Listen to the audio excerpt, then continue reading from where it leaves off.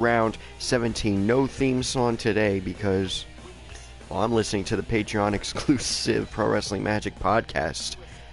Got a shout out to my boy Jimmy Ryan and my boy Shane Fair. I mean, they shout out me, I'll shout them out right back. If you want to listen to this podcast, go on Patreon, become I believe a $10 backer. It could be a $5 backer as well, but, you know, you gotta check the Patreon page there to see for sure. I don't know the full details. I just knew I was going to become a $10 backer right off the bat because Pro Wrestling Magic's home to me. But you know what? We're here for M2 Climax Round 17 action. We kick things off, like I said, with Bret the Hitman Hart versus the Prince, Finn Balor. Referee Dr. Morte officiating the first two contests of the day. Let's go to the ring for introductions. Really became, intrigued by it, I think is the word. Yeah, absolutely. So if you hear that in the background, my apologies.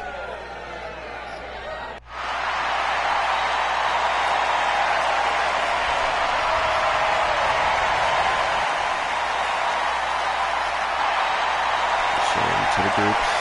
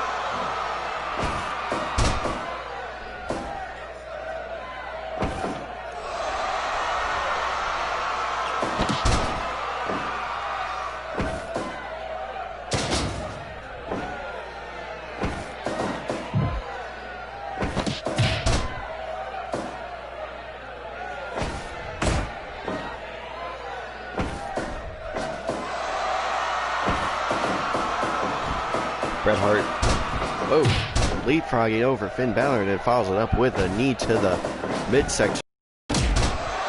Shoulder tag, taking down Balor. Going for a figure four leg lock does Bret Hart, but Balor managing to break out of it. And up goes Balor, but out of the suplex attempt goes Balor.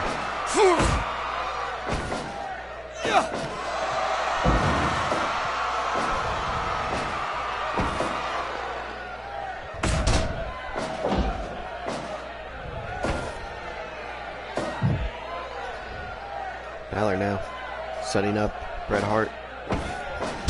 Oh, snapmare by Finn Balor. Drop kick to the back of the head. It's Balor on the Bret Hart. Snapmare by Bret Hart. Back and forth fast-paced action here in the early few minutes.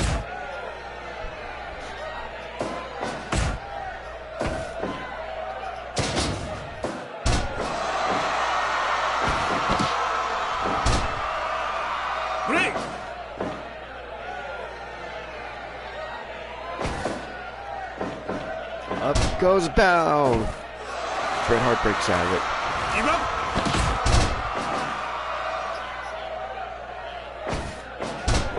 Snapmare by Finn Balor, taking out Bret Hart. Still back and forth, fast-paced action.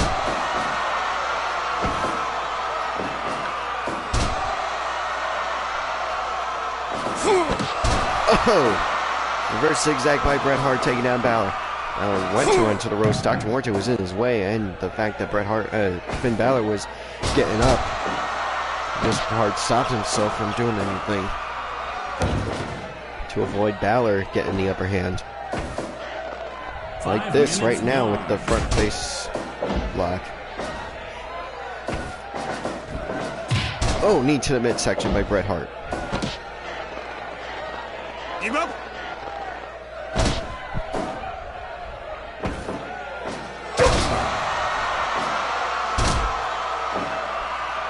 Balor now. I really can't say who's in control because 1 minute Balor's in control and then the next minute Bret Hart takes it back and then the next minute Balor takes it back. It's back and forth all the way through. I hate to repeat myself. Or sound like a broken record. But there it is.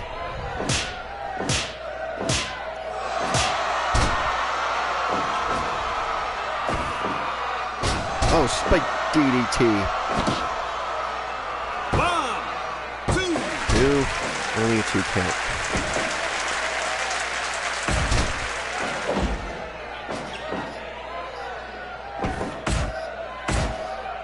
Going shot for shot now. Balor with the elbow strikes, Bret Hart with the European uppercuts. And Balor gets the win there in that exchange.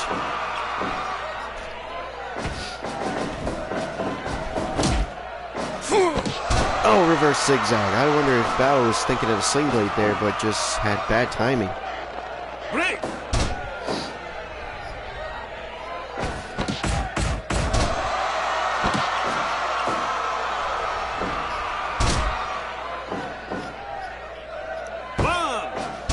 Only 1 count.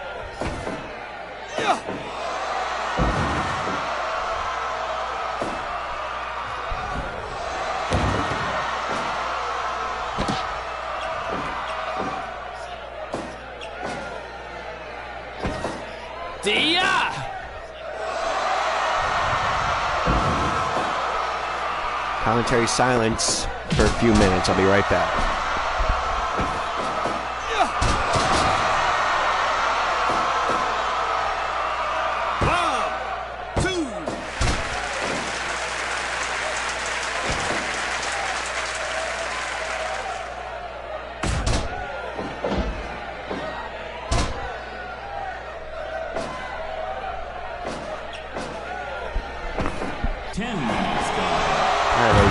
As Finn Balor drops Bret Hart with a brain buster.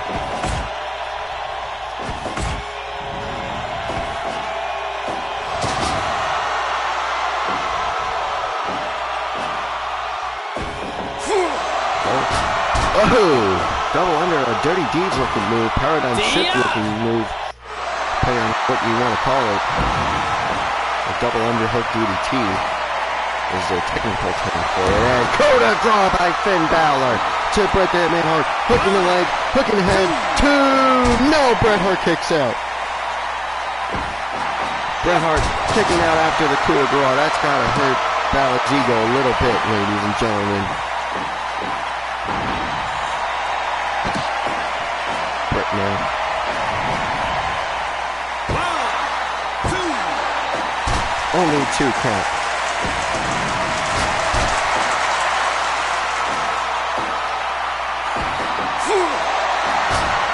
Second double underhook DDT.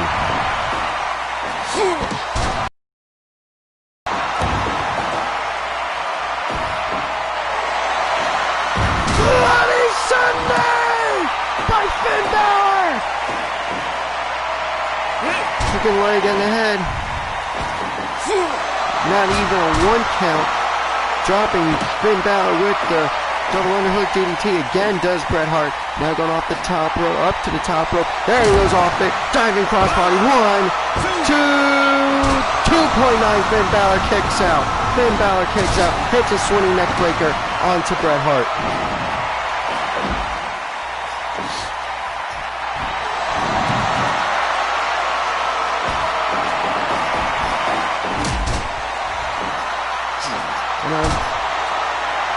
Now, sharpshooter by Bret Hart on to Finn Balor. Balor breaking out of it. Back body drop by Bret Hart to Finn Balor. Hart now going to the ropes and elbow strike, flying elbow strike by Bret the Hitman Hart. And back into the sharpshooter. Back into the sharpshooter. We go. Balor screaming in pain, but finding the grit enough, the want of it all to break out of it, but being sent out to the outside. No way. There's no way. Bret Hart, jumping suicide! Bret Hart just hit a suicide dive, ladies and gentlemen. Bret Hart just hit a suicide dive onto Finn Balor. I never thought I would ever see that out of Bret Hart. Never in my life would I have ever thought Bret Hart would go that high risk. Jumping off the top rope is one thing, but a suicide dive by Bret Hart, that is probably the most, besides Matt Tremont doing it, that is the most shocking move of the tournament, as Bloody Sunday is hit by Finn Balor, hooking the leg and the head. No, Bret Hart kicks out again. Bret Hart kicks out again.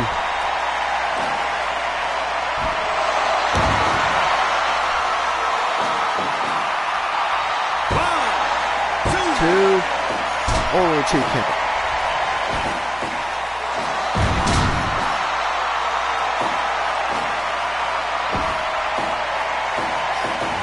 Running power slam. 1, 2. No, only a 2 count again. These two are kicking out of these big moves, or breaking out of these big moves. In Balor's case, when he gets the sharpshooter put on him. Both men were down for a minute or two. For a second or two, I should say.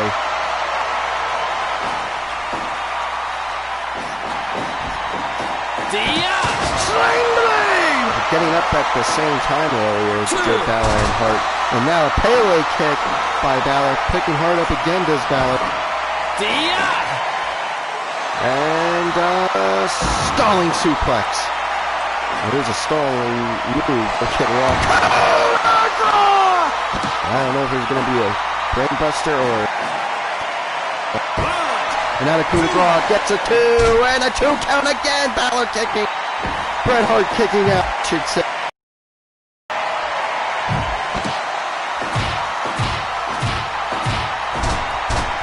Kicks to the midsection in the tree of woe position by Balor to Hart. And we are going shot for shot once again, ladies and gentlemen. Oh! Oh! Drop kick with War. Spinning toe kick by Balor. Followed it up. Hold on now. Balor now with the missile drop kick, setting Bret Hart halfway across the ring. Into the corner almost. Death Valley Driver!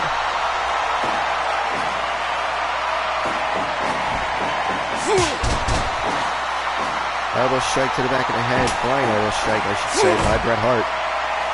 Wrenching the arm and then putting the shoulder to, putting the elbow to the other elbow. Elbow to elbow contact there, ladies and gentlemen.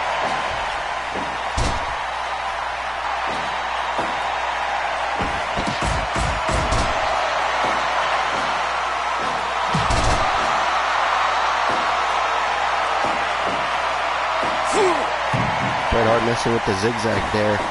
22 and a half minutes, ladies and gentlemen, have passed in this matchup, in this amazing matchup, this great matchup. Any positive verb to describe this matchup is applied to this one right here between Balor and Hart. Dream match for a lot of... And hold on now, is Bret Hart really going to win with a roll? Is Bret Hart going to seal this win? Yes, he is! Oh, man, that's heartbreaking for Balor, ladies and gentlemen, to lose in that fashion. But lose he did. Indeed he did. Bret Hart earning another 2 points, putting his record now at 10 wins, 1 draw, and 6 losses. 21 total points, ladies and gentlemen. Bet your ass that's going on the list.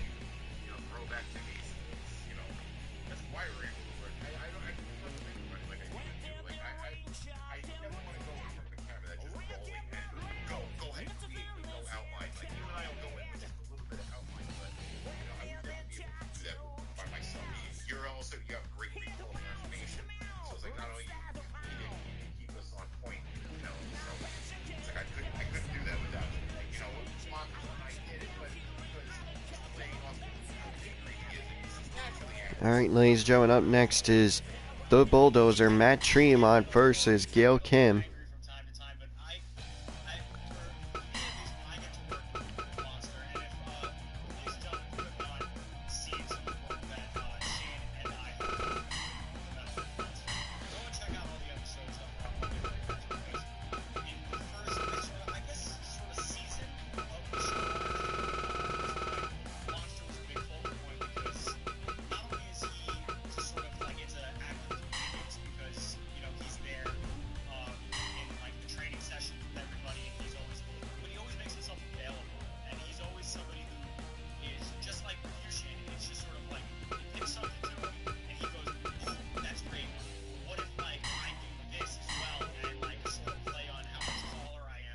Alright, ladies and gentlemen, here we go. Tremont and Gail Kim. Second round of round 17.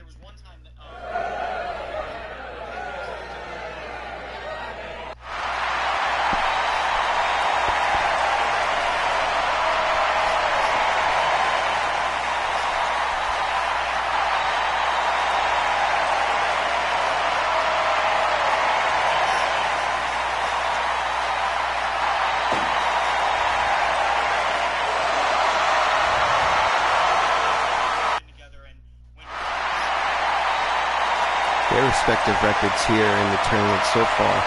Gail Kim is at 7 wins, 0 draws, and 9 losses, a total of 14 points. And Matt Tremont is at 8 wins, 1 draw, and 7 losses, totaling 17 points. He's tied with Will Ospreay at the moment in the points. So does Tremont get the 8-1-8 record here tonight, or is Gail Kim destined to go 7-0-10? We find out in, at most, 30 minutes. Or hey, maybe, just maybe, after 30 minutes, Gail Kim will be 7-1-9, garnering 15 points, and Tremont will be 8-2-7. Anything can happen here. And them too.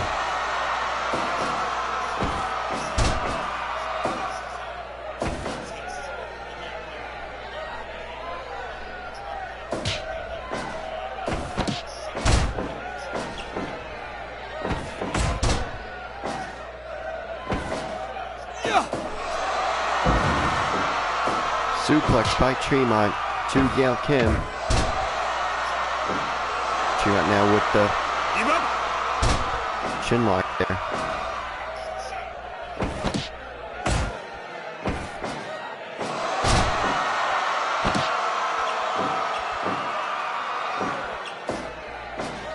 Gail Kim bringing up Tremont.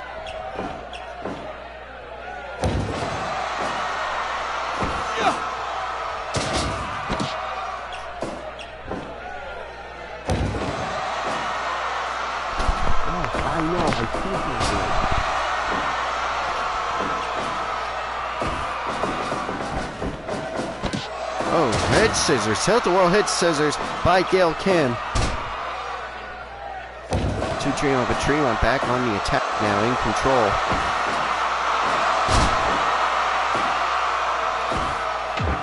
Tremont with the headbutt to Gail Kim. And running the elbow drop there onto her. Follows it up with another headbutt. Tremont just staying in control here over Gail Kim, which is surprising. I expected more of a back and forth contest, not unlike Hart and Balor that we just saw. And maybe not as much back and forth. I mean, Tremont still has the size and power advantage. But you know, Gail Kim, there's a reason why she's a former 6-time Knockouts champion, and there's a reason why she's a TNA Hall of Famer. Impact Hall of Fame, or whatever they call their Hall of Fame nowadays. Now we're going shot for shot.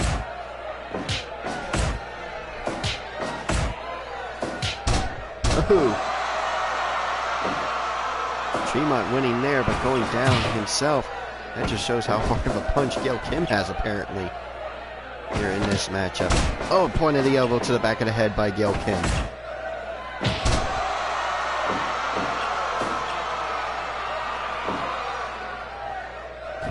And Tremont off the top rope, but missing with the elbow drop. Gail Kim now, front face lock to Tremont, and the point of the elbow to the upper back now. Poking the leg and the head. I don't think that, just a 1 count. I don't think that would get the win either. No, I didn't even think it would get a 1 count. I guess that's how good of a grip Gail Kim had. It did get the 1 count. And now a surfboard submission hold on Tremont. Tremont breaking out of it. Going for the punches now. And down goes Gail Kim. Tremont taking down Gail Kim. But Gail Kim again with the point of the elbow to the back of the neck. Tilt-a-whirl head scissors. to the bulldozer there. Oh, raking the eye. Raking of the eye. Follows it up with a neck breaker, does Gail Kim. She's really going for the neck here in this match, ladies and gentlemen. And Tremont with a sit-out powerbomb. 1, 2, referee Dr. Morte. Oh, 2.9. 2.9 Kim kicks out at just the nick of time. Tremont going for another pin. Only a 2 count that time with the double and press pin. Oh, Gail Kim letting Tremont catch a roundhouse kick of hers, but rolls it into an ankle lock submission hold. Very smart wrestling there by Gail Kim. You know, keeping Tremont on his toes here. Tremont now with the running lariato.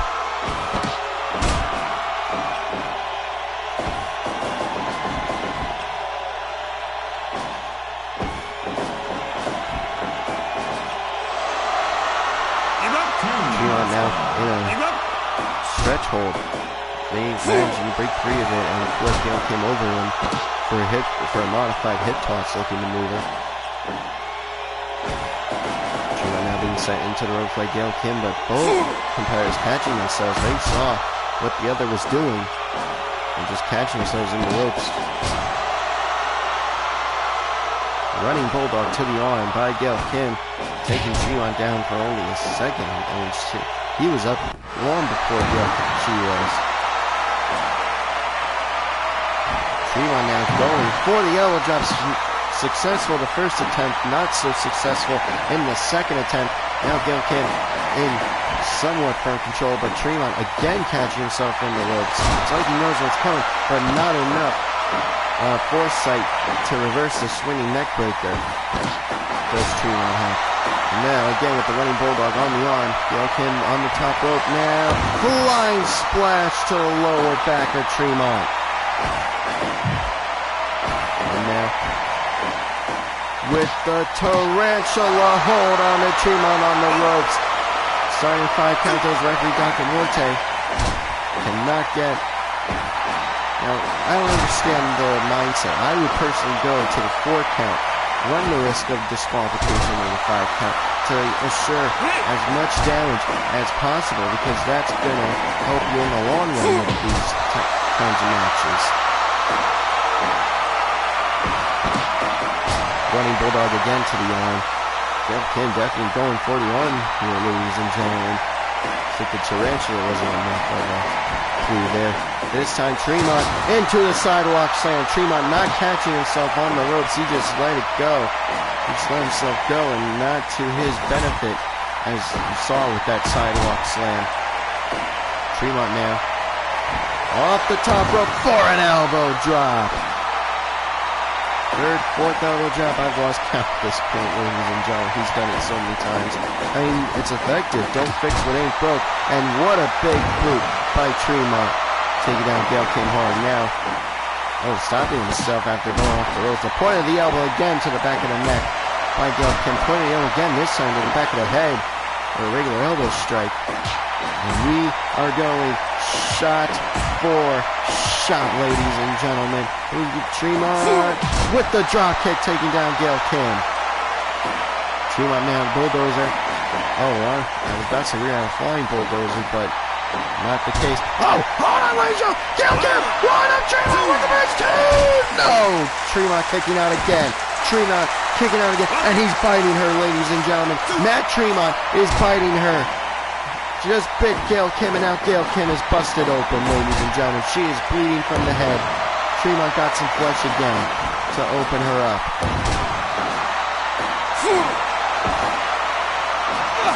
Tremont now with the set-out power bomb. 1, 2, 3.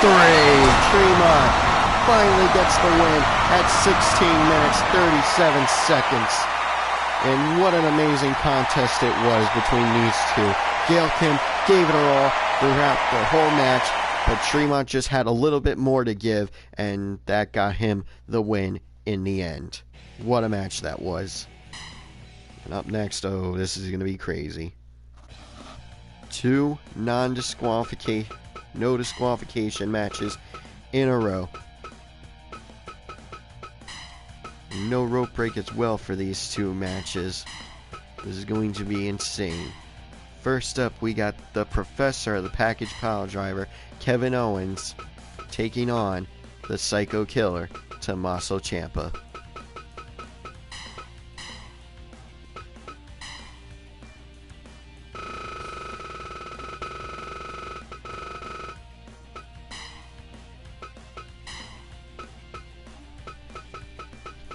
Referee Jim Molyneux from the original ECW will be officiating these two contests here.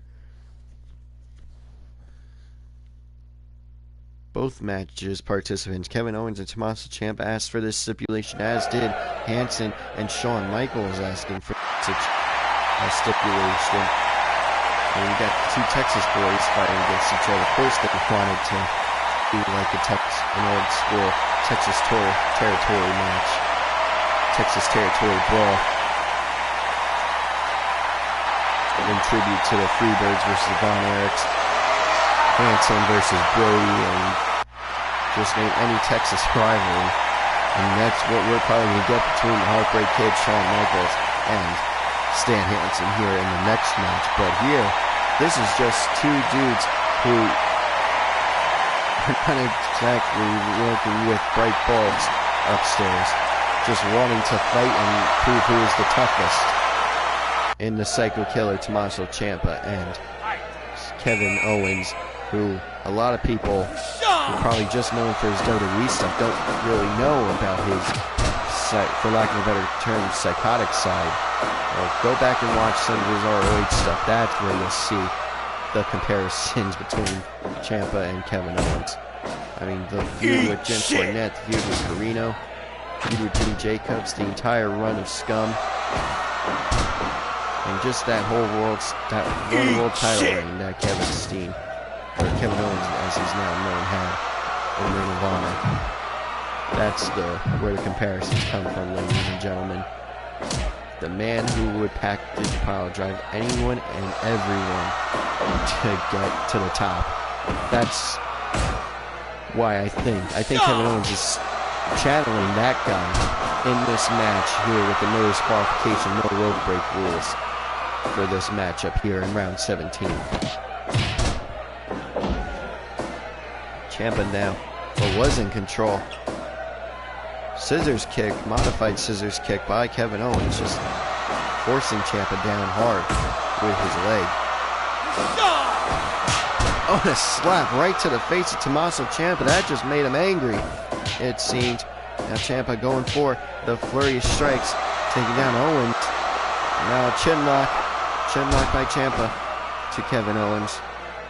Owens managing to break out of it, though. Oh, the point of the elbow, taking a page out of Gail Kim's playbook. They're going for the neck, does Ciampa. Ciampa knows exactly how to hurt the neck. He's had a history of neck problems.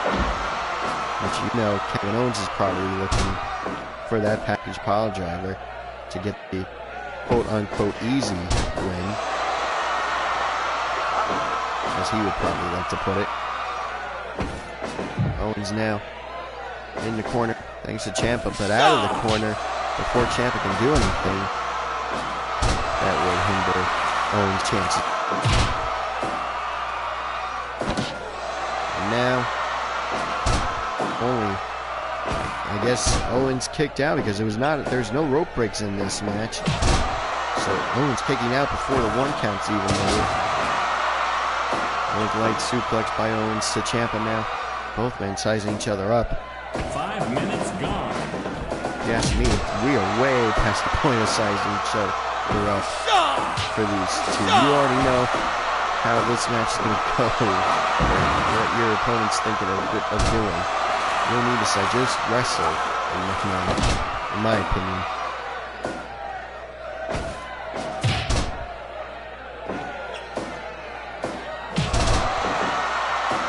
Owens now.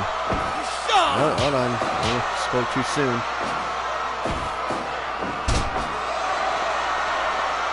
And see, I spoke too soon. Ken just is somewhat similar to Hart and Balor match earlier. When one person gets control, almost like a snap of the finger, the other gets control. Like Owens is control for 1 minute, and then the next, Ciampa gets back in control. Right now, it's Ciampa's turn. But see, that's what I'm talking about. Owens now back in control. The pendulum is swinging very wildly here, and the momentum is just going back and forth as it's supposed to, but, I mean, geez, it's supposed to swing this much. Owens now taking Ciampa out of the tree of woe with that elbow strike to the knee. Ciampa also with a history of knee problems as well, so that was very smart to put Ciampa in that position. And then go for the elbow to the knee. Contact there. 5, 6, 7, 8. Figure 4 leg lock on the outside with the 20 count still going on. We are at 10, ladies and gentlemen. We are 11. Kevin Owens bringing out a chair in this no disqualification. Gut wrench suplex onto the outside. 15, Penalty kick by Kevin Owens, taking down Ciampa, but not for long. And both men back on the inside of the ring. Oh, both men just colliding with each other. Ciampa right into the other side of the ring. Way too late for him to be able to do anything there. And Owens was right behind him the entire time. It could also be Shining Wizard! Shining Wizard by Ciampa. It could have also been maybe Ciampa was too close to that other side of the ring when he went running. And here it comes! Here it comes! Package pile driver! At 10 minutes in, we see our first package pile driver. And Owens does not go for the pin. But Ciampa hitting Owens with a second. Shining Wizard going for the pin, only a 2 count. Give Ciampa credit, he knows when to go for the pin in this matchup. Going for the pin after both Shining Wizard attempts, as Owens did not do with the package pile driver. I'm surprised Ciampa's not clenching his neck. Stunner! Another move that affects the neck. 1, 2, no, only a 2 count. Ciampa's still fighting, ladies and gentlemen. Tommaso Ciampa is still fighting here, ladies and gentlemen. His neck's got to be screaming in pain after the package pile driver and the stunner. And now, face an executioner DDT. Another move that targets the neck. That's 3 moves targeting the neck for Kevin Owens onto Tommaso Ciampa. Tommaso Ciampa going straight to the doctor and getting his neck checked after those 3 moves, because those are dangerous with Papa Power Bomb! 1, 2, 3! Kevin Owens finally gets the win at 12 minutes, 32 seconds. Kevin Owens with 2 points added to his score. And up next, the Texas boys go to war. Kevin Owens' record is now 9-0-8, totaling 18 total points. Let's look at Hanson and Shawn Michaels' score. See, Shawn Michaels right now is where Kevin Owens was before. Oh, never mind. Shawn Michaels was tied with Gail Kim, but so far just tied with Vampiro in terms of the win, draw, and loss column, being 7-0-9, and Stan Hansen is at 6-0-10. So with this win, if Hansen can get the win here, he'll be tied with Shawn Michaels, Gail Kim, and Vampiro for the time being. I mean, of course, Gail Kim now has a 10th loss on her record, but hey, she's still at 14 points, so tied with the Heartbreak Kid and Vampiro for the time being.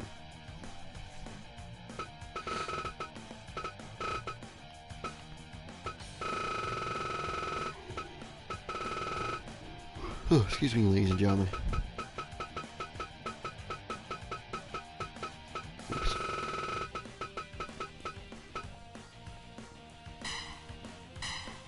Believe me, ladies and gentlemen, if I didn't ban special guest referees, I probably would have had Stone Cold referee this one too, just for the Texas connections. But I don't think Shawn Michaels will be too happy about that one, and I'm honestly worried about Stone Cold's safety when we return to regular TV with what the Click may do to him. because of Shawn Michaels losing the world's title at the Last Chance pay-per-view. Shawn Michaels is so ready to pick one of the participants in the M2 Clash. I truly believe it would have been Triple H or Kevin Nash or Scott Hall even. Now someone else from the clip. And China was already in at that point, so he had in his mind at least, the easy win, the easy 2 points. It was early on, but 2 points goes a long way in this tournament.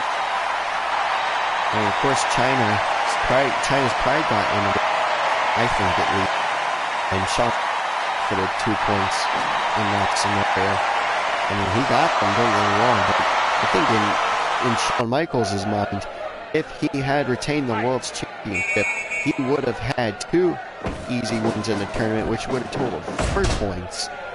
And believe me, that would have went so far in this tournament. And I think in Shawn Michaels' mind, he doesn't care how his other Click buddies would perform in the rest of the tournament, as long as they gave him the win in their matches. For example, in the match, he would have preferred China had just laid down, taken the win, and called it a day.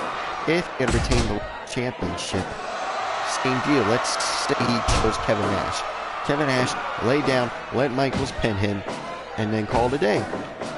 Which, in Shawn Michaels' mind, is, yeah, that's embarrassing to do for the person not named Shawn Michaels, but at the same time, in Michaels' mind, hey, now your opponent the next day had a full-blown match, and you're coming off a glorified rest day. Not unlike the participants will be getting this Saturday after the 2-round day on Friday.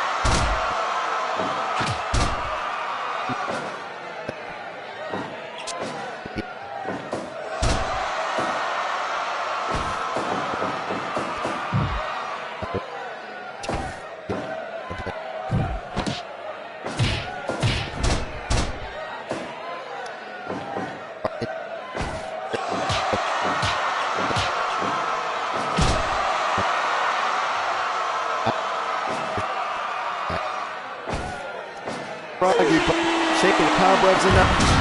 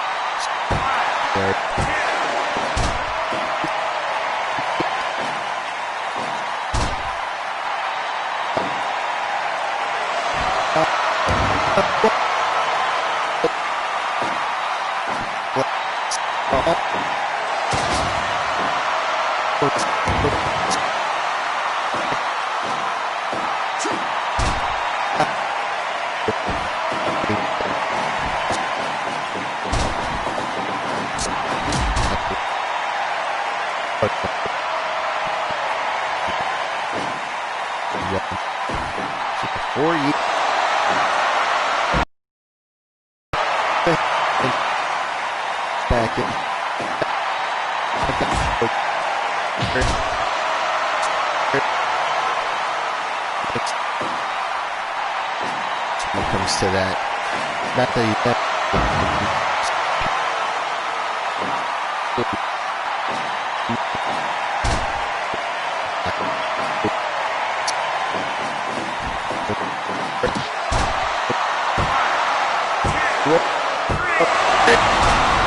you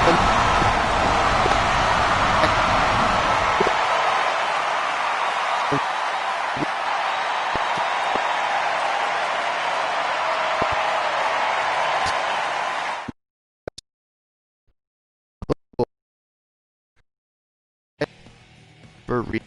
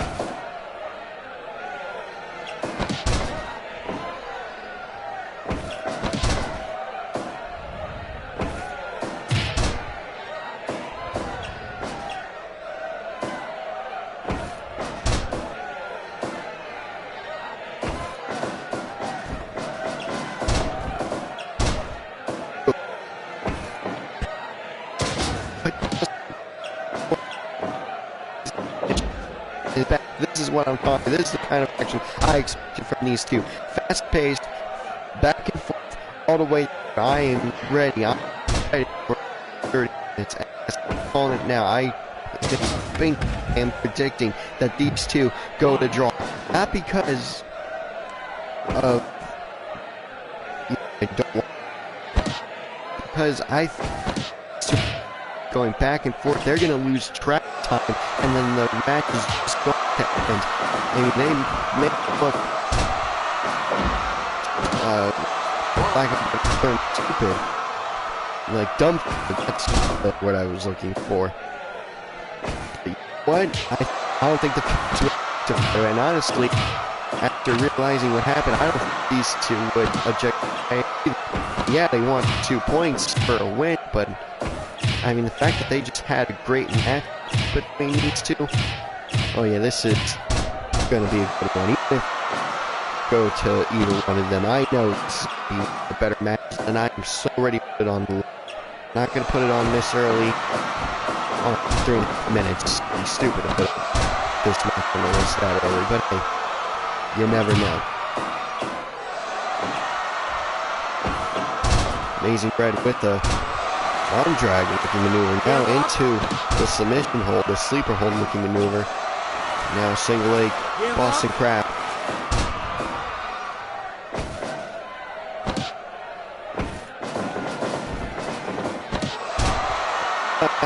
Hurt with the Frankenstein with my apologies. Not even get a 1 count with the Amazing Red. Todd Sinclair get on his hand needs to make the count. 5 minutes gone. It's Frankensteiner with the bridge. Oh, not even a 1 count. Amazing Red able to kick out there.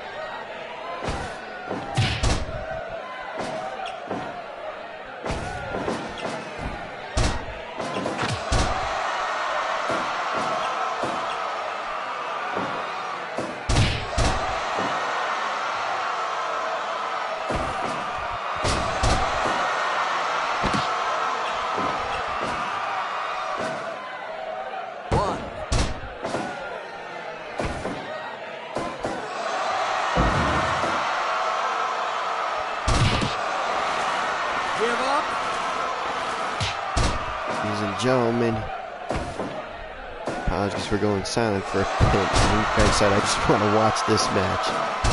I know I have to do my job as a commentator, but this is one of the matches you just want to sit and watch me act to. And now, Sasuke with a stretch hold. Amazing Red able to break out of it. Now, hold on. Oh! Frankenstein reversed the powerbomb attempt, but only a 1 count, says referee Sinclair.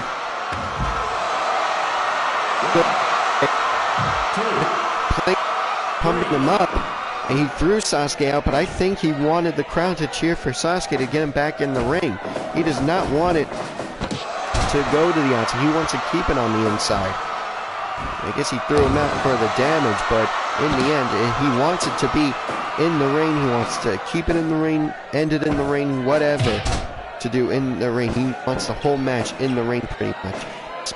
Sasuke to the outside. And now, the Sasuke powerbomb. 1, 2, no, only a 2 count.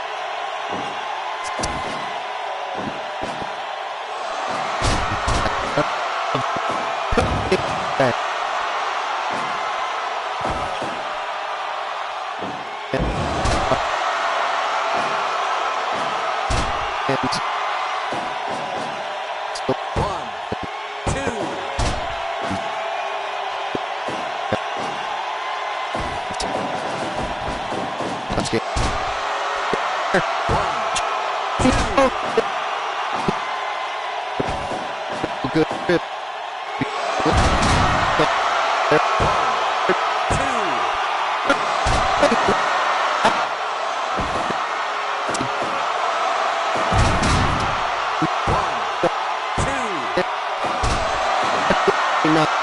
Sit out power by the Amazing Red to the great Sasuke. And now for the I did not put all this weight on it, but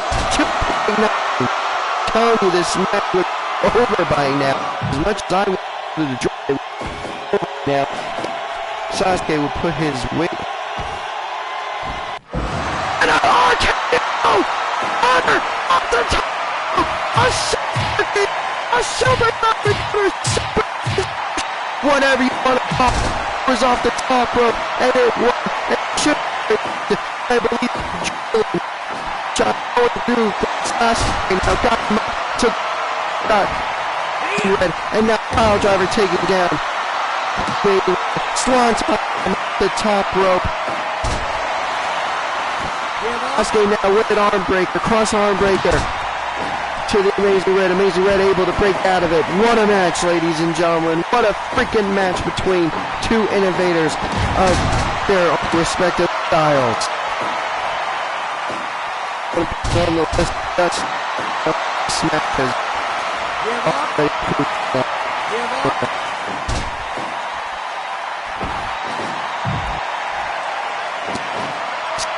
Round 7.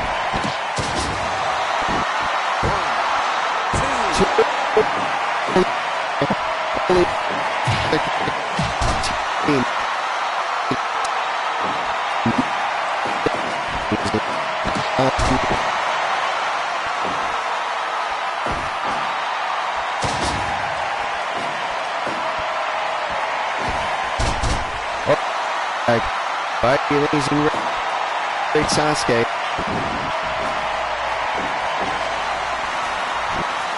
Take that. Oh, like amazing. Great Sasuke. Knowing just how many matches are left. 1, 2, 3, 4, 6, 8 matches left.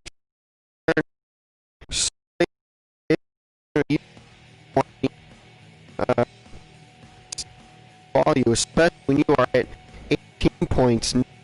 9-0 is your record. You can win the next few matches.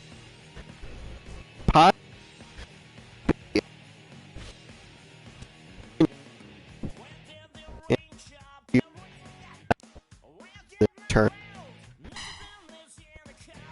Talk about the tournament, not here in round 7. Still left to go in the tournament yet, and here we go. Velveteen Dream versus Lady.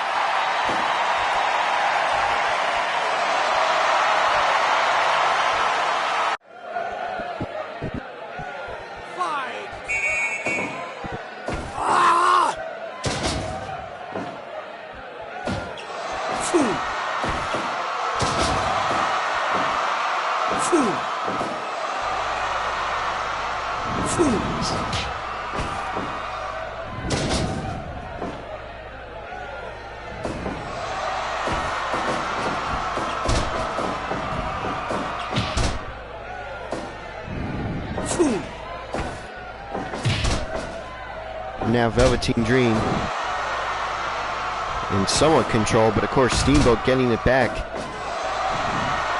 We're now into the Boston Crab by Ricky the Dragon Steamboat, raking the eyes to Steamboat, again showing that he has a history of cheating, being in the Rebellion, a group that was hell-bent on taking over FRW for a time. And oh, power slam by Ricky the Dragon Steamboat there to the Velveteen Dream.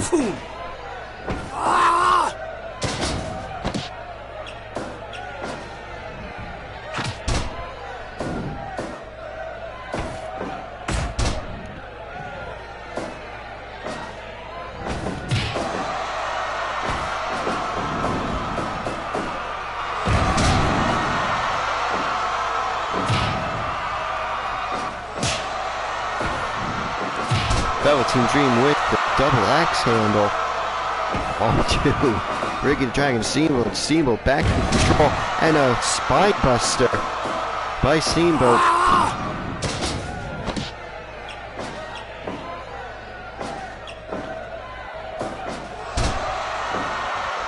Excuse me, ladies and gentlemen.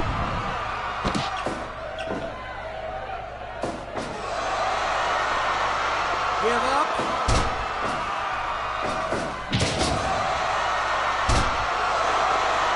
Steamboat now with the scissors lock on the Velveteen Dream. Velveteen Dream managing to break out of it.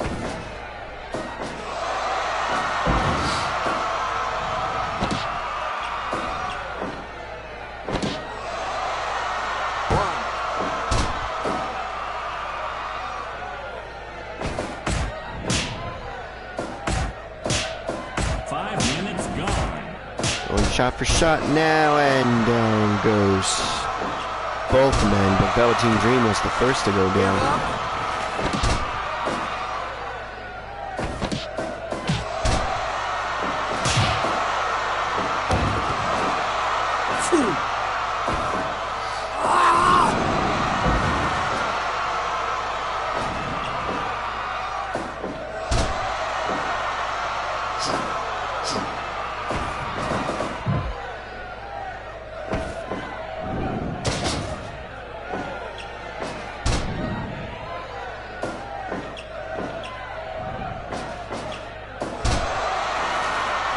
Give up.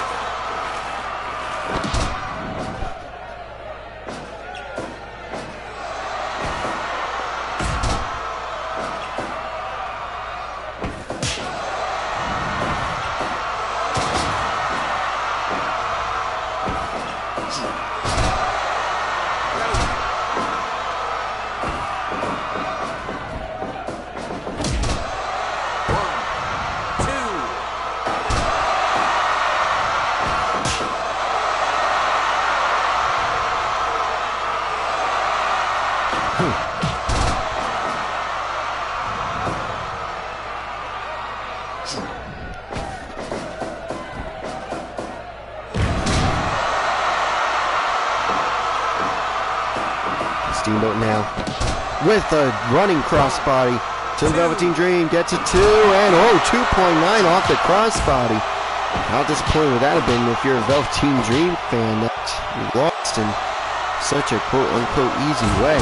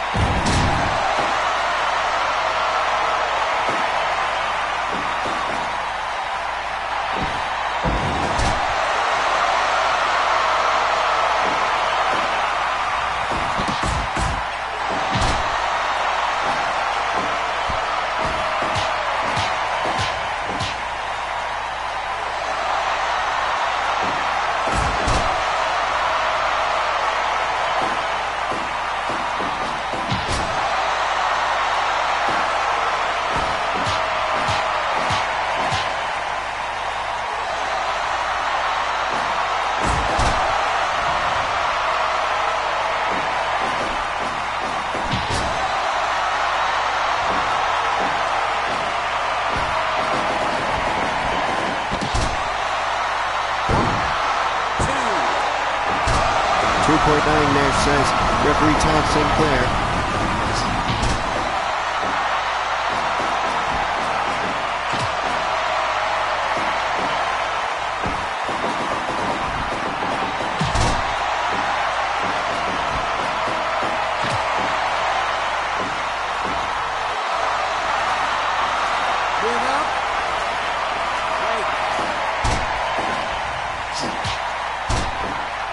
nostalgia. I just had this song from Skate 3, Immortal by Dream Evil, stuck in my head, similar to yesterday with Karen Cross's theme.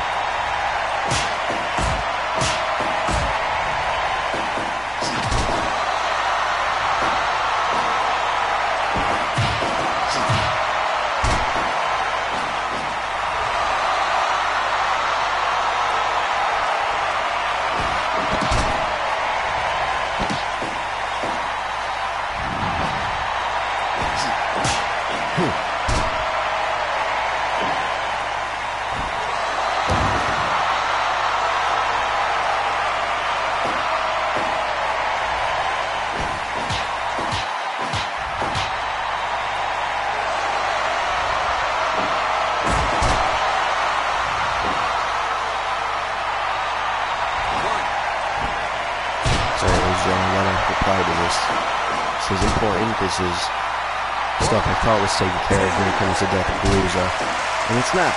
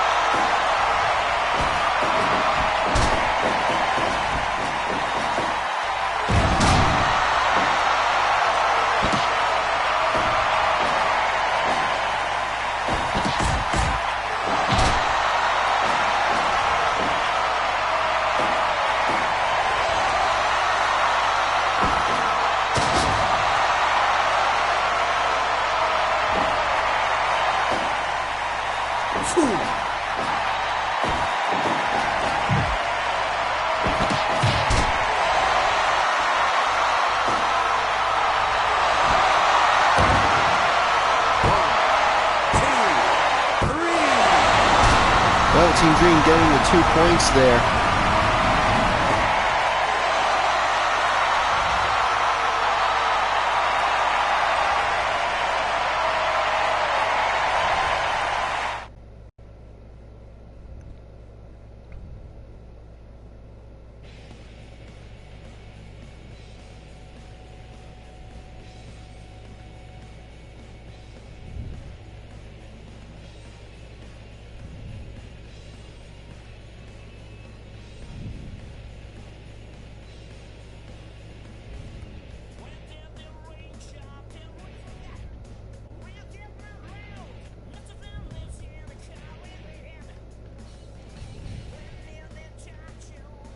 Velveteen Dream. Believe me, I was watching that match. That is going on the list, ladies and gentlemen. I know I was preoccupied, and I apologize, but it's going on the list.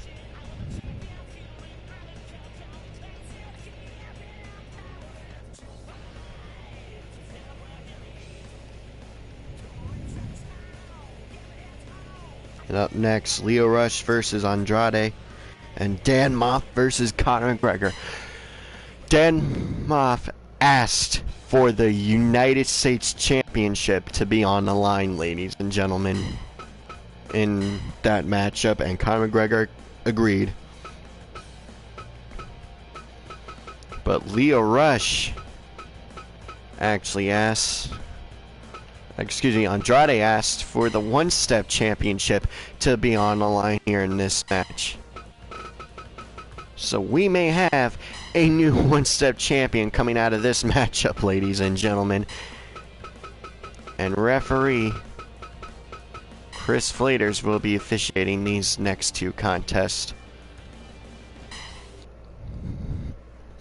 So Chris Flaters, the relatively new referee in FRW, will be officiating not one, but two championship matches here in what, the span of a few days ago he made his official refereeing debut.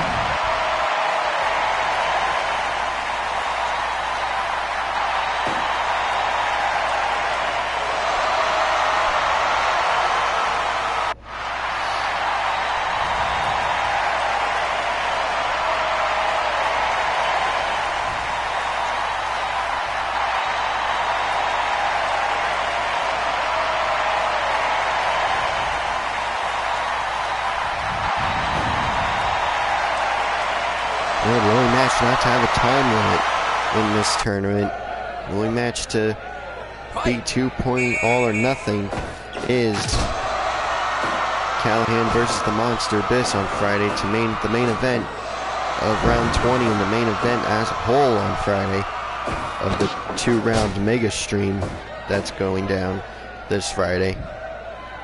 That's going to be an early start.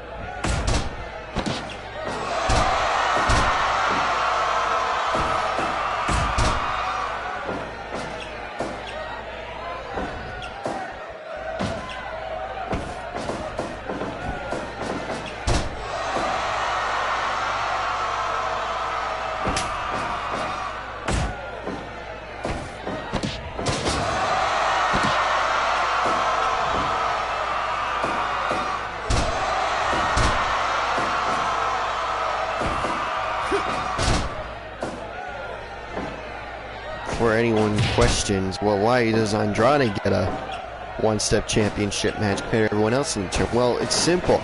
Yeah, Andrade's been NXT champion, but that was back when NXT was still considered the developmental brand. I know in a lot of people's mind, NXT is still the developmental brand, and for good reason, because there is still some elements of being a developmental brand, but you also gotta remember, Give up.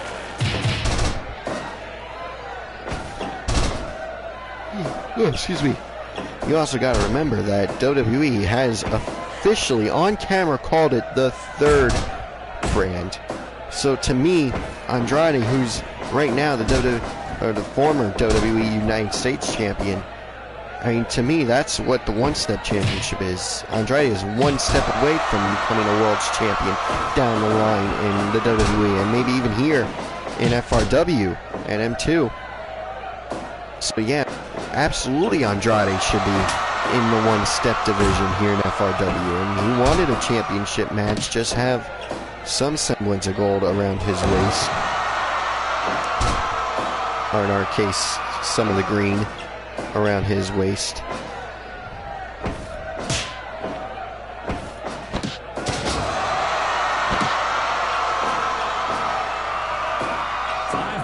Gone.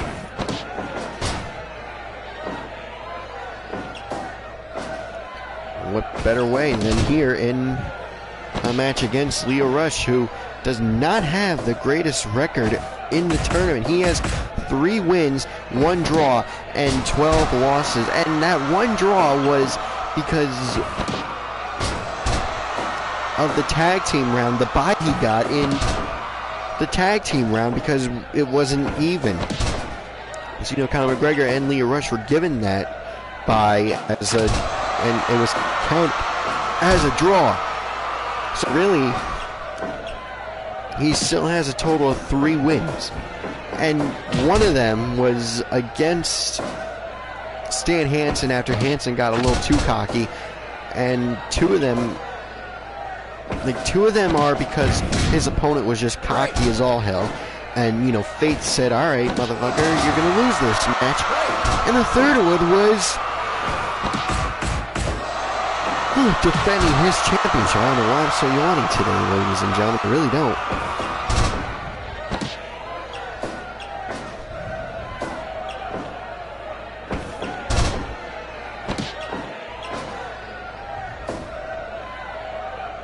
Oh, whatever. Super kick by Lio Rush. Oh, but Andrade getting back in control.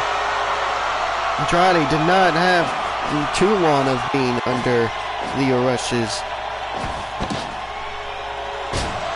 Oh, jeez, ladies and gentlemen. Again, I am so sorry. I have no idea why I'm so yawny today. I had plenty of sleep last night.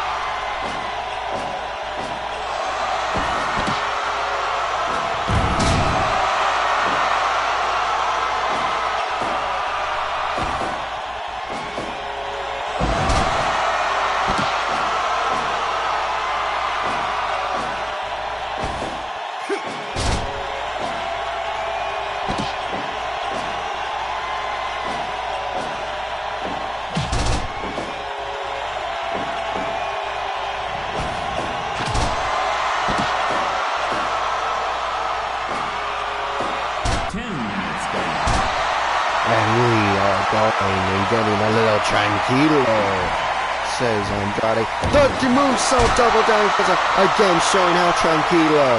Almost a transition. The moonsault diving foot stomp. The double variety. He just went right into the tranquilo post. Final hour! Final hour! Too close to the rope, says referee Chris Flaters. Final hour. Into the right Hurricanrana. Lio Rush in firm control over Andrade for the time being. 11.5 minutes into this match. Under 30-minute time limit. Final hour! The second final hour. 1, 2, 3. Lio Rush gets a 4th win in the tournament and retains his championship. What a match, ladies and gentlemen. What a match between these 2 men.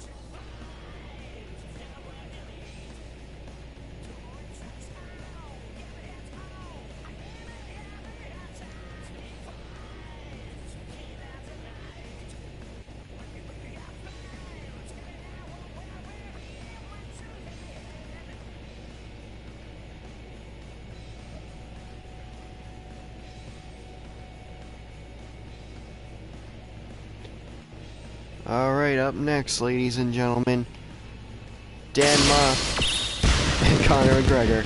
IWGP United States Championship on the line. That is the belt that Moff specifically asked. He knows McGregor a double champion right now, but he specifically asked for the United States Championship on the line. Moff wants to be U.S. champion again.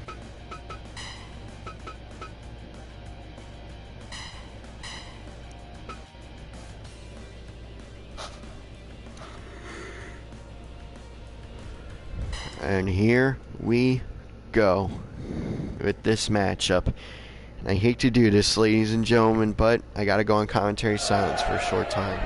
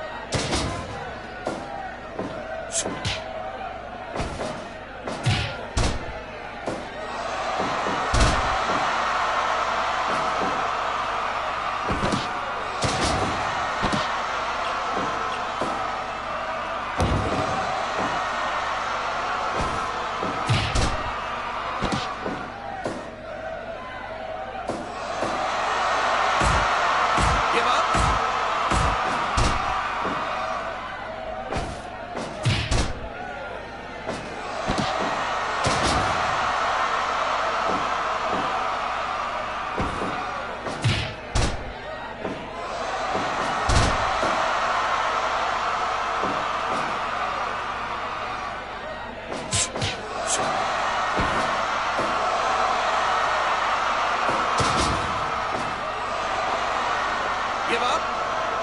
5 minutes gone. Give up.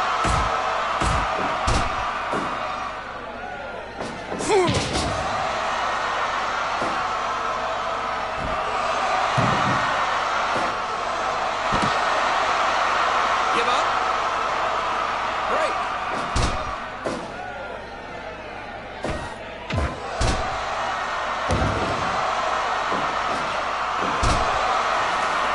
Give up.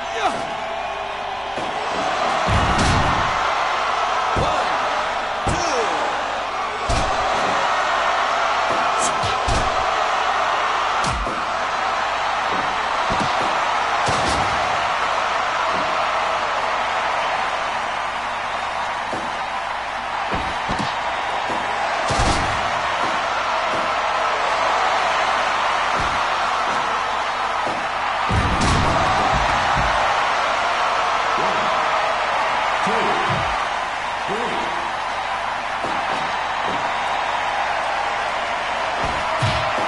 minutes gone.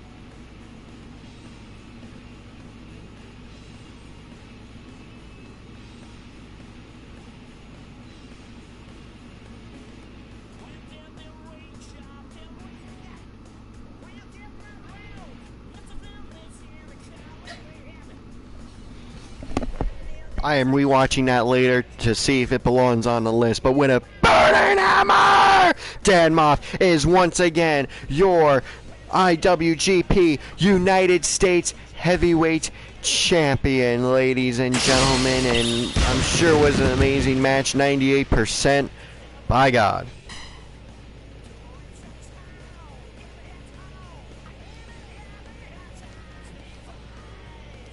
Nature calls at the worst time, ladies and gentlemen, I'm telling you.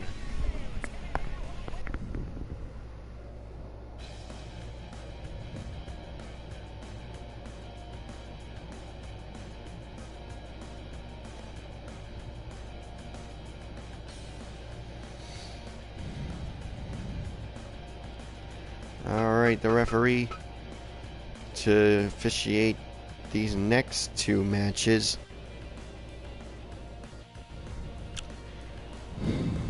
This is going to be a fight feel, ladies and gentlemen. It's going to be Herb Dean. It's got to be, trust me.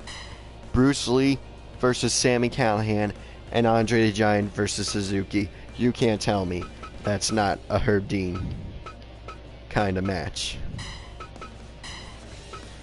Both of them.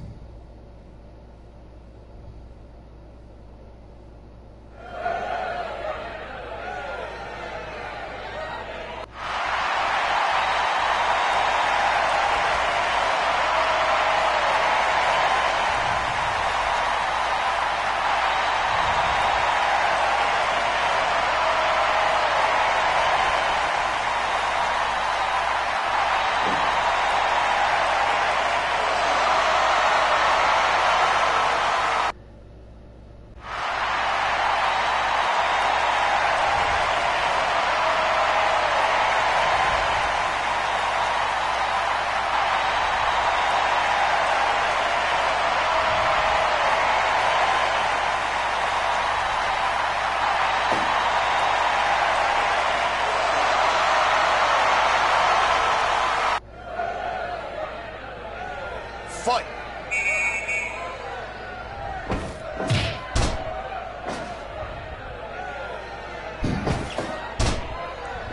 Sorry, the judge. Someone sent me a picture. It's that guy that's smiling, and then the bottom, he's shocked. It's when Disney made Finding Nemo to raise awareness about taking animals from their natural habitat. And on the bottom, it's when clownfish sales skyrocketed because everyone wanted a pet Nemo. Oh, that is funny.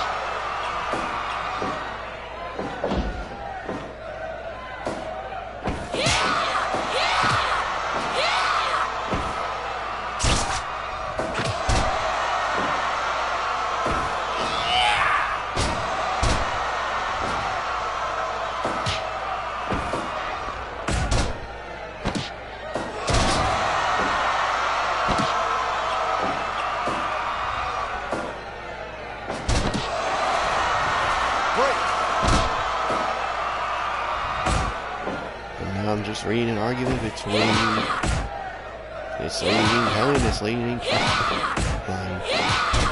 Oh boy. Give up? That's a read for later.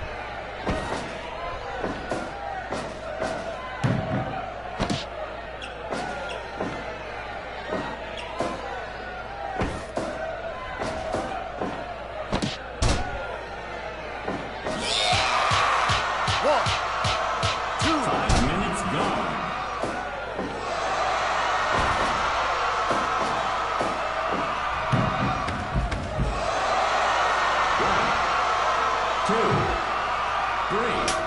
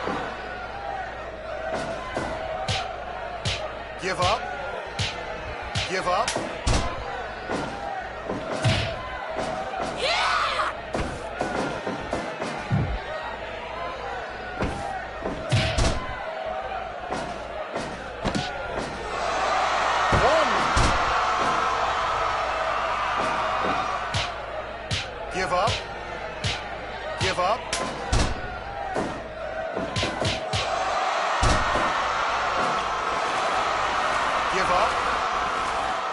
Give up.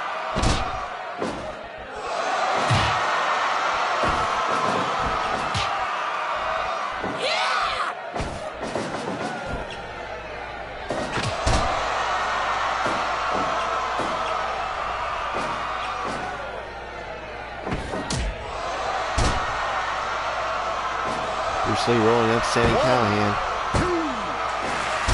And then he gets a 2 count though.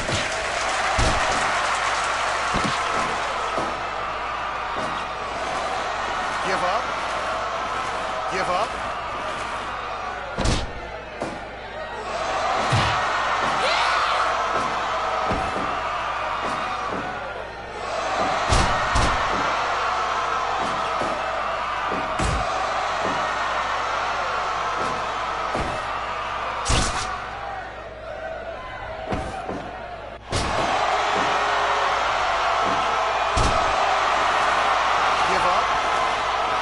Give up.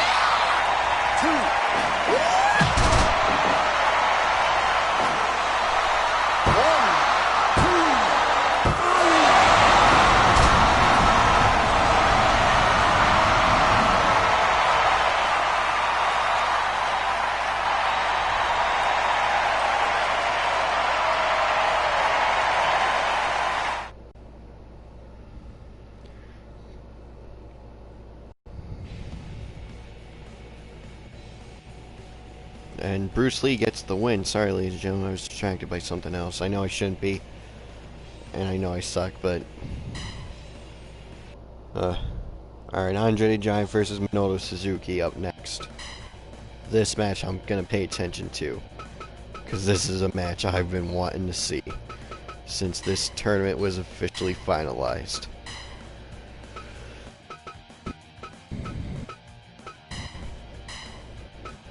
Workday Division Championship not on the line. And Andre coming off his first loss yesterday, still at 30 points with 15 wins, 0 draws, and 1 loss, and losing his Never Openweight Championship to Conor McGregor. Of course, McGregor did not use that momentum in his match to win his match against Dan Moff. Moff walking out with the United States Championship.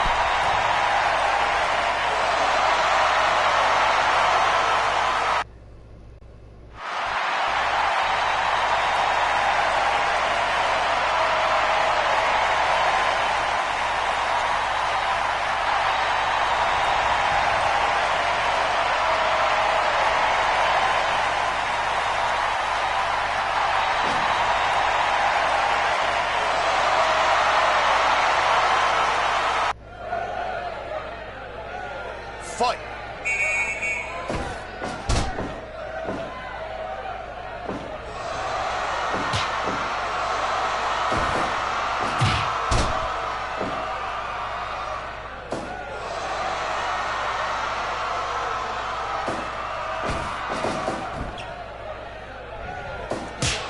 Suzuki being chopped by Andre there. I'm telling you, this is going to be a test for both men. Does Andre have the side?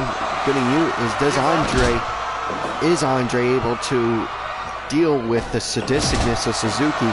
And is Suzuki sadistic enough to actually put Andre down?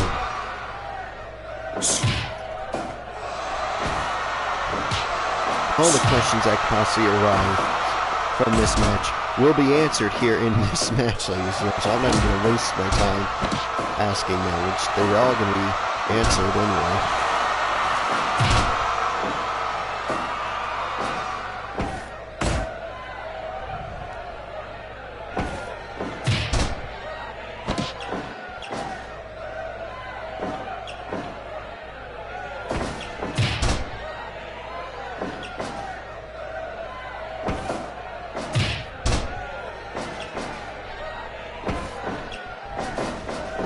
Suzuki being sent into the ropes by Andre the Giant. Suzuki able to catch himself. Elbow strike to the side of Andre the Giant's head. Now taking Andre down does Suzuki.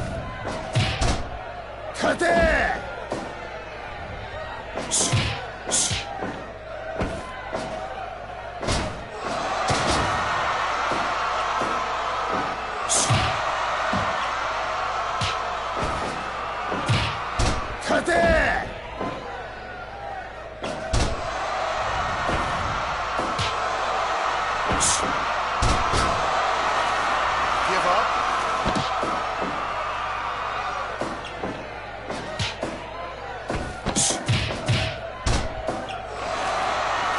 Give up.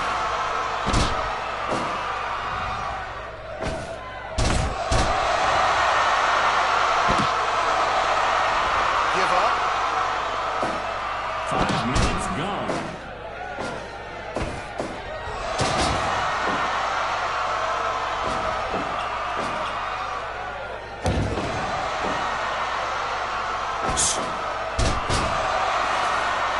Give up.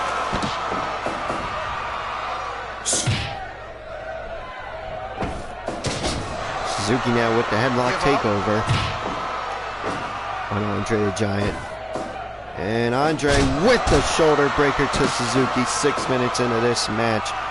I don't expect it to go long, ladies and gentlemen. This is a house fight to end all house fights, if you ask me.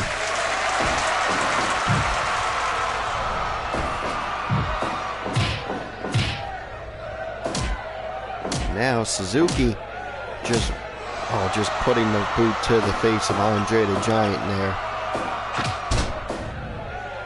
Kicking Suzuki off does Andre, though. Andre pushing Suzuki off. Suzuki now, oh, hold on, front face lock, knee to the face of Suzuki, hits Andre there. Now sending Andre into the corner. Oh, missing with a Yakuza kick does Suzuki. And now the palm strikes. Suzuki making up for the Yakuza kick with those palm strikes. Modified tombstone pile driver. 1, 2.9. Suzuki kicks out. Suzuki kicking out there. And I do not expect this to go long. One of these men are going to hit that one nice shot that knocks the other out, and then that's going to be it. It could be a gotcha style power driver. It could be a modified tombstone. It could be any move in these two. Arsenal.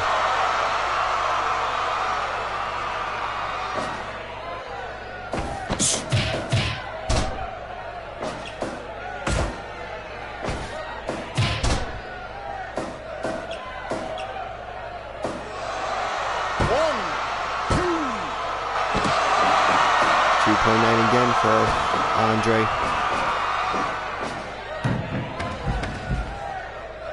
One, two, three. 10 minutes gone. 5, 6.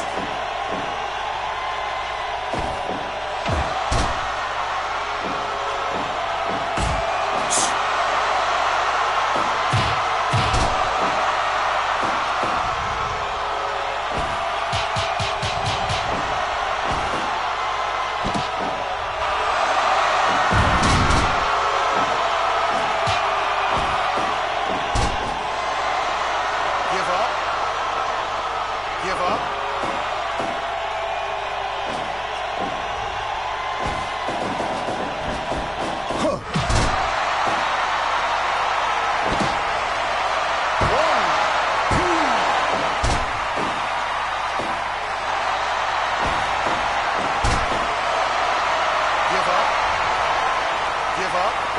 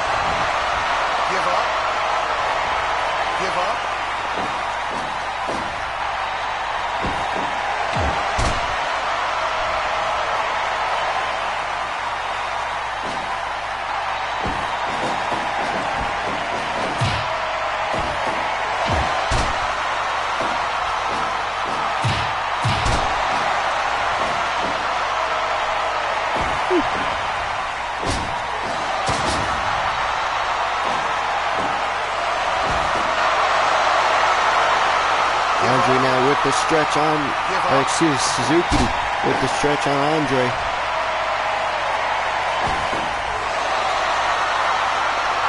Again in the stretch on Andre to Suzuki.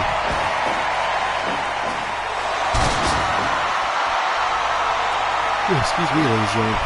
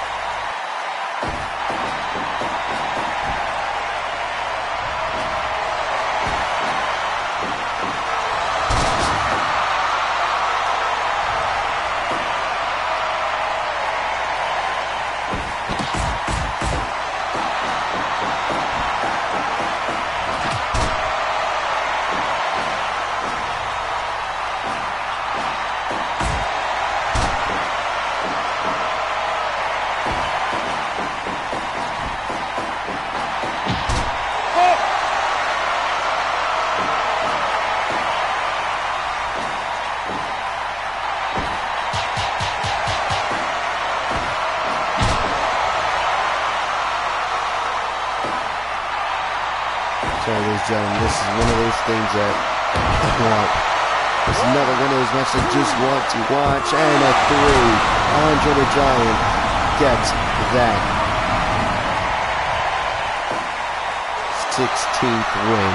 He gets the 32 points.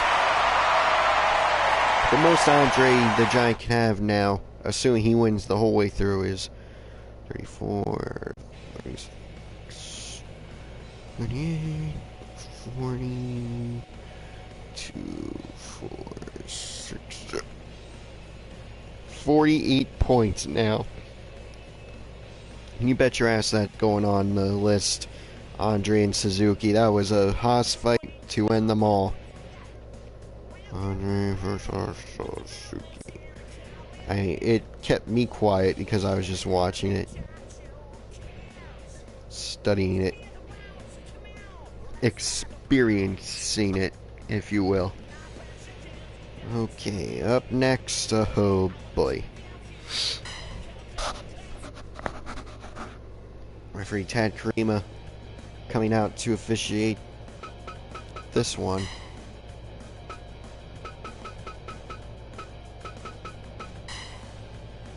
Then Roxanne Winter will officiate Abyss versus Vader, and then Blaze Greenfield will take over for Ospreay and Vampiro. But up first, hold on. You know what Roxanne will do, the China match.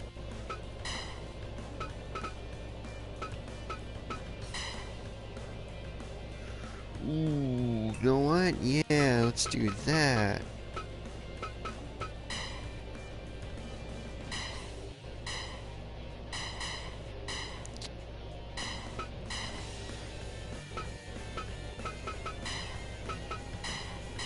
JT Dunn defending his Intercontinental Championship against China, ladies and gentlemen. With Roxanne Winter as the referee, let's go to the ring.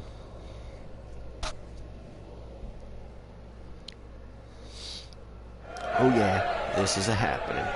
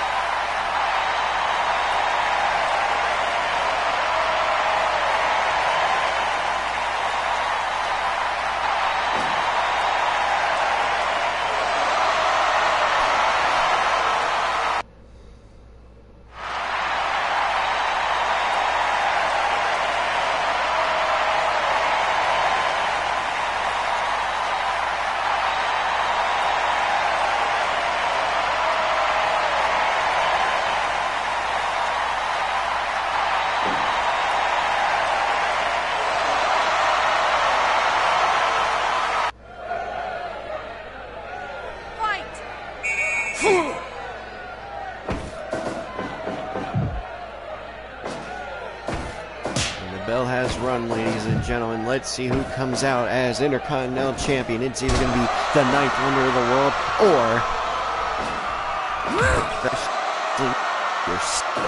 your IWGP Intercontinental Champion.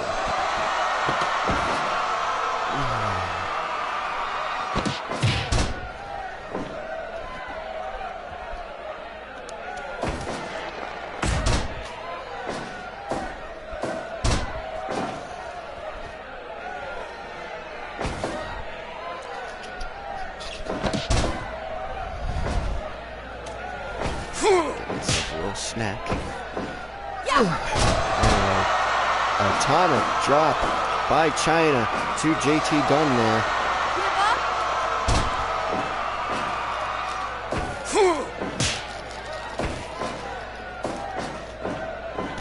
China going for the pedigree there, but JT Dunn able to reverse it. China now back in control for a little bit with the hip toss. It's China. And it's a gutty kick by JT Dunn to China. Now going for the pin, putting all of his weight on her shoulders, but still only gets a 1 count.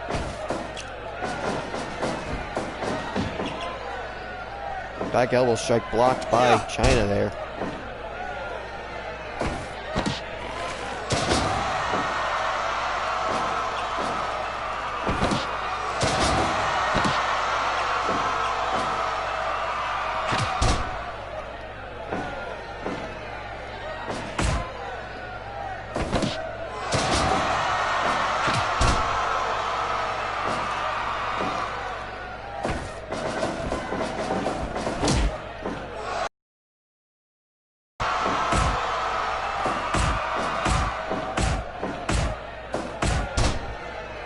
Back and forth action all the way through between JT Dunn and China. Now off of the flying splash. 2. Oh no, only a 2 count, says referee Roxanne Winter.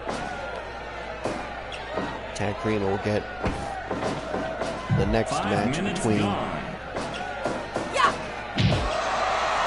Abyss and Vader, and like I said, Blaze Greenfield will officiate Ospreay and Vampiro.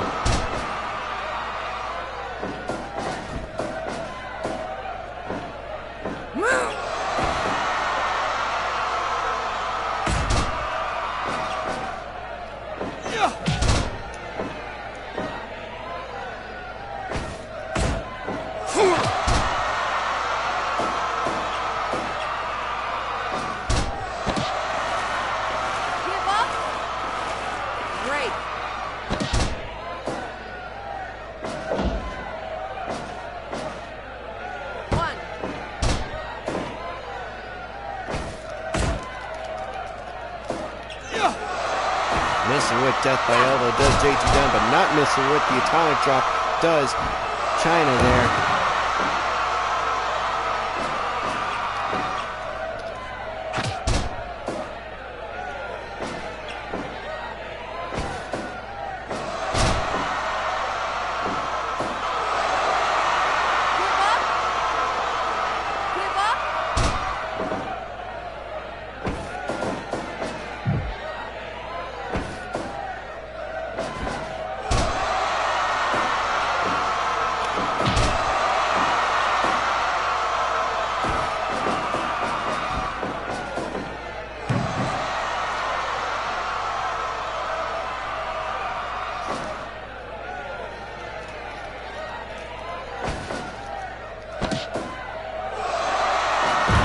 Style pile driver by JT Dunn there to China and gets a 2 and a 2.9.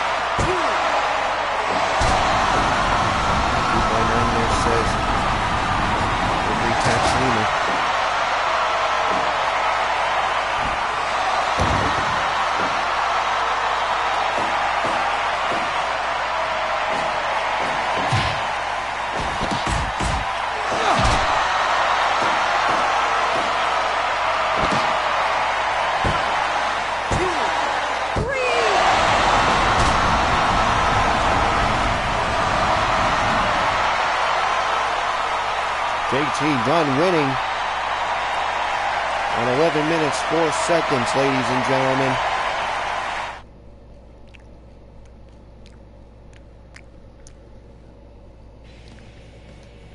JT Dunne retaining his championship. There, and up next, Abyss versus Vader. Yes, I know I said Takarima's name even though it was Roxanne Winter officiating that matchup. Now it's Tad Karima.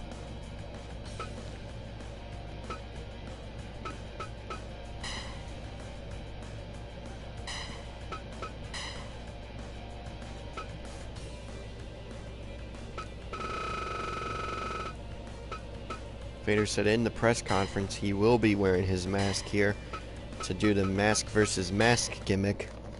Not in a sense the loser has to take off their mask, in a sense, hey, it's just mask versus mask.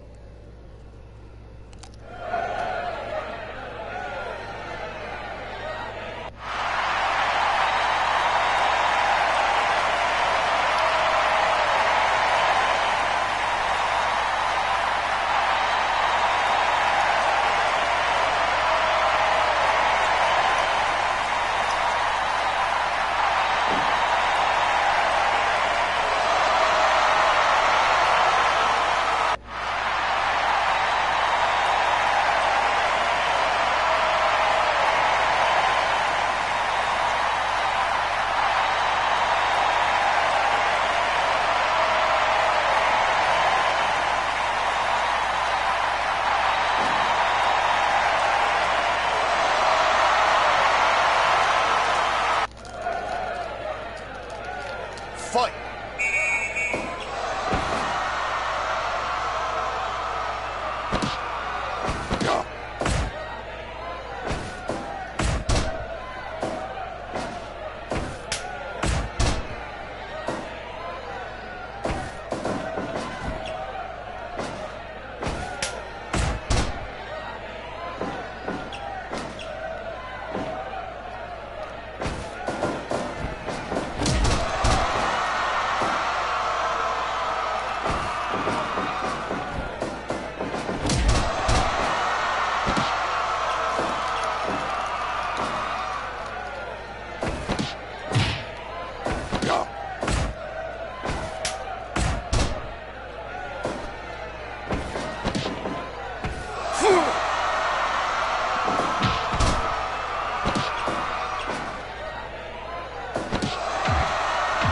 Now with headbutts after the Iron Claw.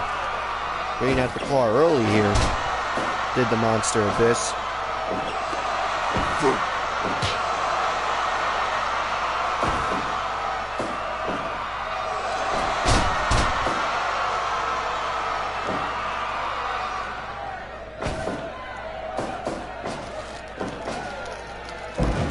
Oh, with the suplex by Vader. Down goes the Monster Abyss. 3 minutes into this match, ladies and gentlemen. I know what I said about Suzuki and Andre with this one. I really don't expect to go long.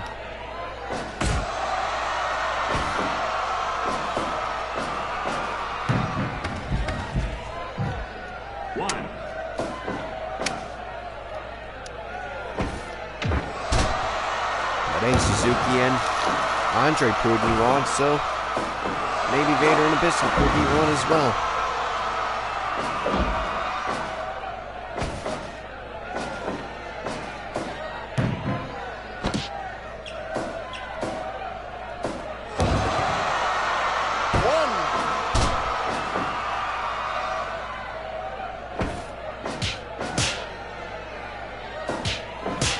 Now we're going shot for shot between the Monster and the Mastodon.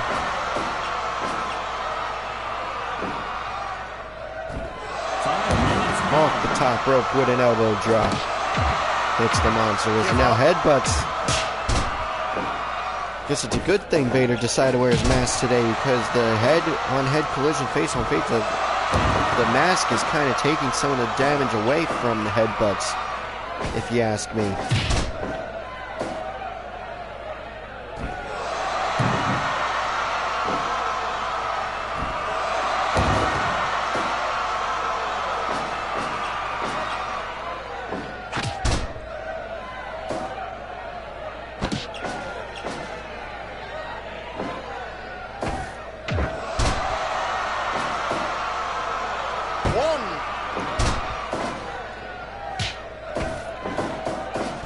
Sending the Abyss into the ropes, and a lariato by Vader, ladies and gentlemen. Putting all of his weight into a bridge pin.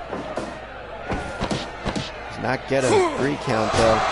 Choke slam by the Monster Abyss. Does not go for his powerbomb hybrid move with the choke slam, where he picks you up with a choke slam and sends you down in a powerbomb position. Hasn't done that in a while to me, I think about it. Jackknife powerbomb by the man they call Vader, ladies and gentlemen.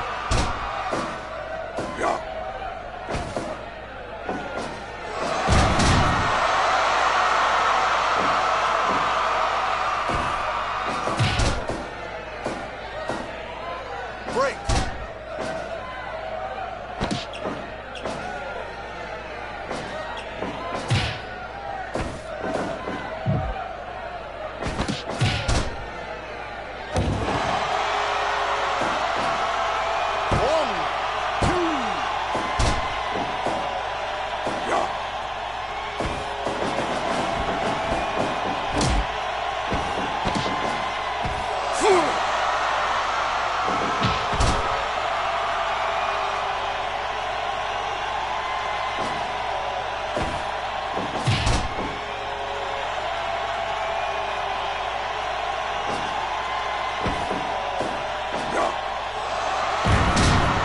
Down goes Abyss again with a second jackknife powerbomb by Vader. And Vader follows it up with a flying elbow drop. Who knew Mastodons could fly, ladies and gentlemen? I didn't. Vader now being taken down with the European uppercut.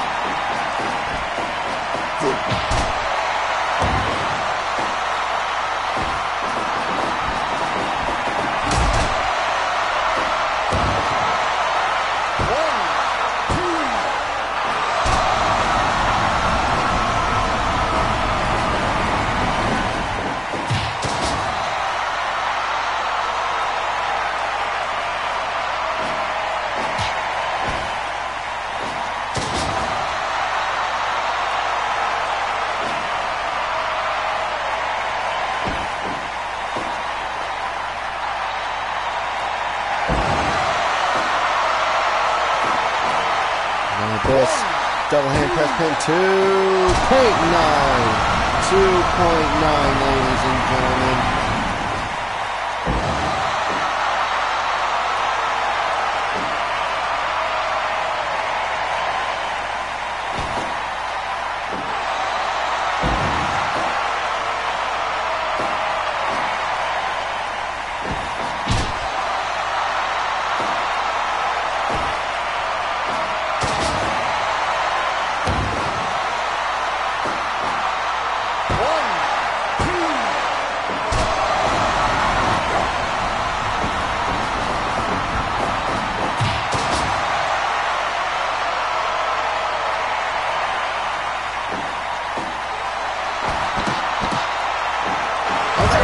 Choke slam with the powerbomb combination, putting all of his weight onto Vader. 3! It gets the win for the Monster Abyss, ladies and gentlemen. And now, our main event is on deck.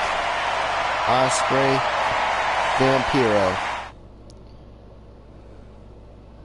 Ospreay losing to Vader yesterday in their matchup.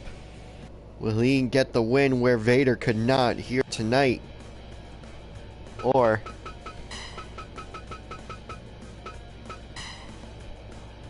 are Vader and Ospreay going to be linked today?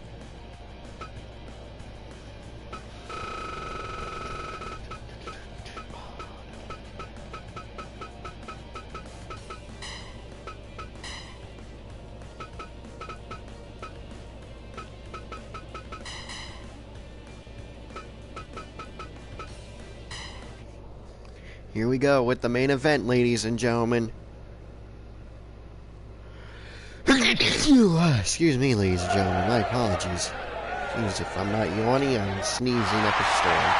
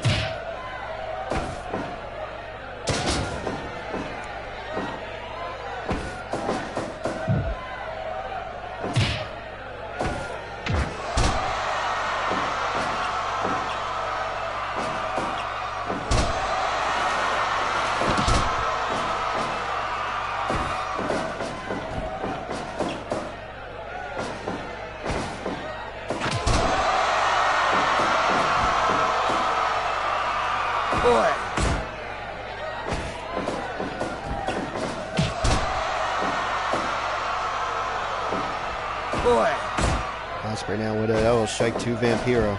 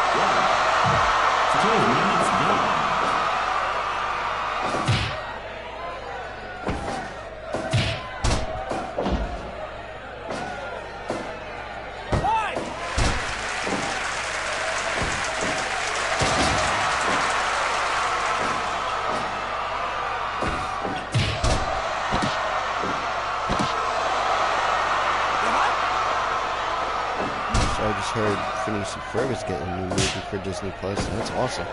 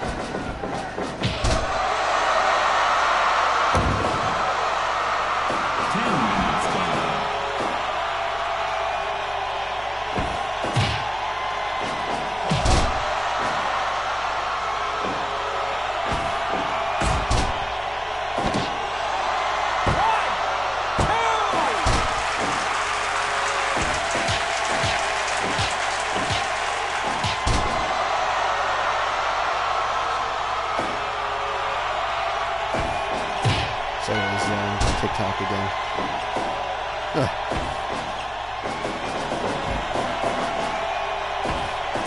At least I've given you the matches and not talking. I know some people might find that videos annoying, so you know.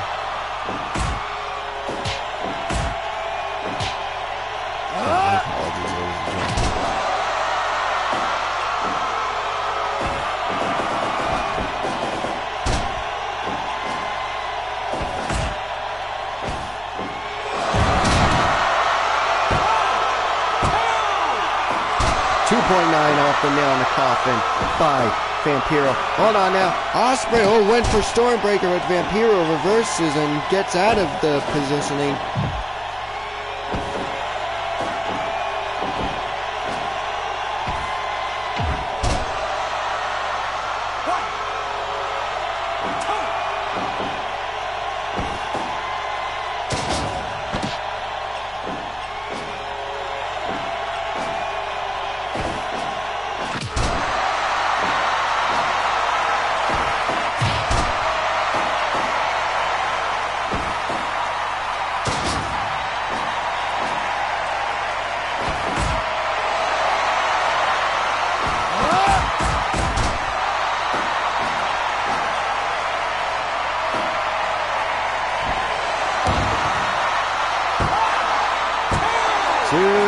No, only a 2 count.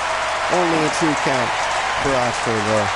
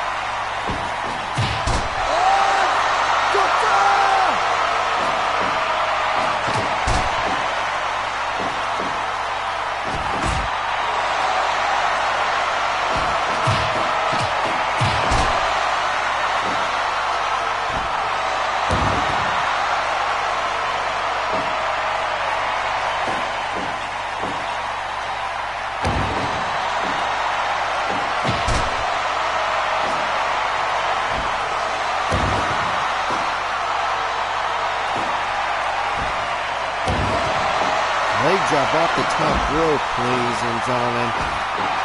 Hold on now. Ospreay now will hit Stormbreaker! 1, 2, 3! Oh! How close was that, ladies and gentlemen? How close was that kick out? Oh, after the 3. Oh, Vampiro kicked out way too late. Ospreay gets the win at 17 minutes and 8 seconds. Please come back tomorrow, ladies and gentlemen, for we have Vampiro stays in the main event tomorrow as he takes on the Monster Abyss. And then Vader. But before that, Vader will face Andre the Giant. Sami Callihan will face JT Dunn. Minoru Suzuki will take on Dan Moff. Great Sasuke versus Lio Rush in the ultimate of generational clashes. Bret Hart will face Kevin Owens in a Battle of the Canadians. Ricky the Dragon Steamboat will face Stan the Lariat Hansen.